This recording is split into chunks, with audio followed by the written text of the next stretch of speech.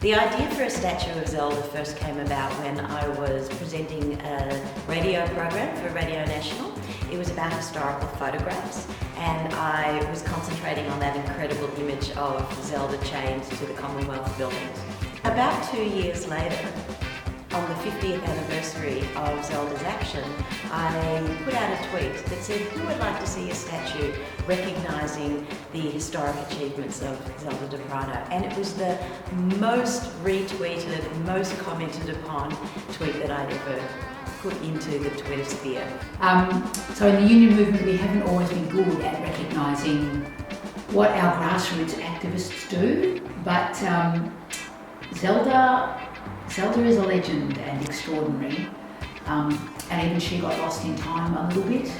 But I first got to know Zelda around 2012 because we were doing an equal pay case for the women in the not-for-profit community sector. She came along and did some rallies with us, and she was old, an older woman, and she was a bit frail, but crikey, you could see that she was driven by this idea, and she talked to the women who were doing that campaign, and it was incredibly inspiring. And as part of that, I think as a movement, we started rediscovering Zelda along the way. And one of the things that we did at the hall, for example, was that we started implementing an award for a woman activist in the union movement who had taken direct action the previous year to advance the cause of working women.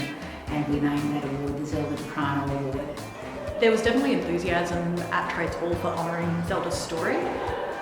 There was already a sort of wider history project going on at the hall where we were using union stories to inspire people, inspire the next generation of activists, but particularly prioritising the areas of union history that had been somewhat obscured in the past, and women's history was absolutely chief amongst those. So we put out a tender for concepts, and Jennifer's came back, and her design was clearly the best, and she's just a very easy person to work with, very collaborative.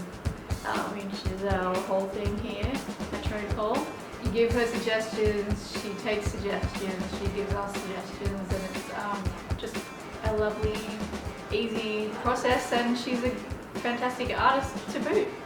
So to complete the statue, we had to raise an extra $350,000.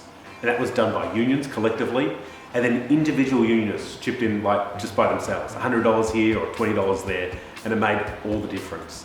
This is a working class statue made by working class people and our organisations. The state government as well chipped in $140,000, and that was like a great start, but it took the union movement to make this happen. This project is all about inspiring the next generation of unionists. That's why every union came at this project straight away. We're pretty excited about it because it means that we'll get to take students, tourists, but also activists around this hall and tell Zelda's story, because there's so much more that needs to be done for equal pay. Zelda wrote her own story, and that's really important because the work of grassroots activists and those who take direct action is often lost when we tell the history of how things happen. We tell the story about how a bunch of blokes in a tribunal in front of some blokes making decisions, all between them decided that equal pay was a great idea and therefore made that decision. We don't tell the story about all of the activism that happened on the ground, particularly the activism from women that got us to that point.